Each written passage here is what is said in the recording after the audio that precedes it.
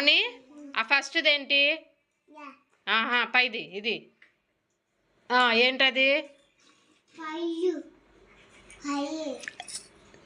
ఏంటది? నాలుగు కదా. దాంతో ఏం చేస్తారు చెప్పండి. ఇప్పుడు మీరు లడ్డు తిన్నారనుకోండి, బెల్లం కానీ లడ్డు కానీ, అది ఎలా ఉండిద్దో చెప్పండి. స్వీట్గా తీయగా ఉండిద్ది కదా. సో అదేం చేస్తుంది? I can taste with my tongue. Taste అనేది, టేస్ట్ అంటే రుచి. రుచి అనేది మన నాలుక తింటాం కదా మనం లడ్డు. అది తిన్నప్పుడు అది తీయగా ఉందా, పుల్లగా ఉందా, చేదుగా ఉందా అనేది మనకి మన నాలుక ద్వారా తెలుస్తుందంట. అదేం చేస్తుంది? నాలుక ఏం చేస్తుంది? టేస్ట్, రుచిని తెలిపిద్ది. ఓకేనా?